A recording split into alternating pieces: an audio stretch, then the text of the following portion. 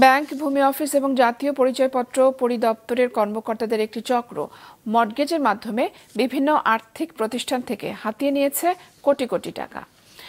এক প্রতারকের মাধ্যমে গড়ে ওঠা এই চক্র অবশেষে ধরা পড়েছে পুলিশের অপরাধ গোয়েন্দা বিভাগের জালে। মাহমুদুল হাসানের রিপোর্টে বিস্তারিত। 2.5 কোটি মানুষের ঠাসা মহানগরীতে একটু স্বাচ্ছন্দ্য থাকতে অনেকেই ফ্ল্যাট কেনার পরিকল্পনা নেন। পুরো টাকা না থাকলে অনেকেই বিভিন্ন আর্থিক প্রতিষ্ঠানের মাধ্যমে ঋণ নিয়ে কিনছেন নিজের একটু আবাস। আর এই বিষয়টিকে ব্যবহার করে এক অসাধু চক্র সংশ্লিষ্ট বিভিন্ন সরকারি দপ্তরের কর্মকর্তাদের ব্যবহার করে হাতিয়ে নিয়েছেন কোটি কোটি টাকা। গেল সপ্তাহে এই চক্রের 4 জনকে গ্রেফতার করে সিআইডি। তাদের তথ্যে শুক্রবার গ্রেফতার করা হয় আরও 7 জনকে।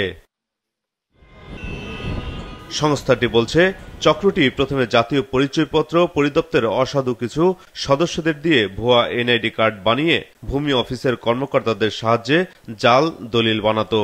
এরপর অসাধু ব্যাংক কর্মকর্তাদের মাধ্যমে একটি ফ্ল্যাটের বিপরীতে একাধিক ঋণ নিত।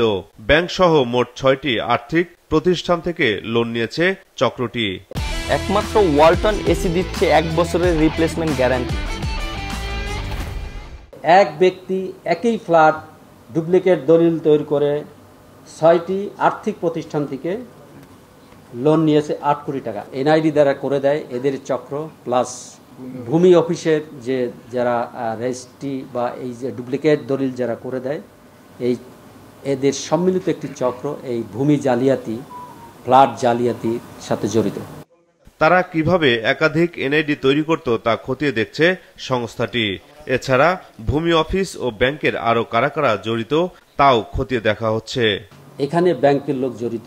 আমরা রেজিস্ট্রি অফিসে যারা একই দলিলে একাধিক ডুপ্লিকেট কপি দিচ্ছে তাদেরকে আমরা আইনের আওতায় এনেছি। তাদের জিজ্ঞাসাবাদ করে অনেক কিছু পাওয়া গেছে এবং যাদের তথ্যপত্র অলরেডি আমাদের হাতে এসে গেছে, ইনশাল্লাহ আমরাও তাদের 2-1 দিনের মধ্যে অ্যারেস্ট করতে সক্ষম হব।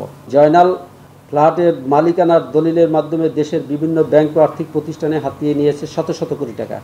এই অবৈধ অর্থে রাজধানীর ঢাকার বসুন্ধরায় সে আবাসিক এলাকায় 7 তলা একটা বাড়ি করে, 3টি ফ্ল্যাট করে, মিরপুর ও আশকোনায় 5টি ফ্ল্যাট ক্রয় করে, মোট 11টি ফ্ল্যাট সহ নামে বেনামে বিভিন্ন প্রতিষ্ঠান বিপুল পরিমাণ অর্থ বিনিয়োগ করেছে। একটি ফ্ল্যাটের রাজধানীতে এমন আরো চক্রের সন্ধান পাওয়ার কথা জানিয়েছে সিআইডি, যাদের ধরতে অভিযান অব্যাহত রয়েছে।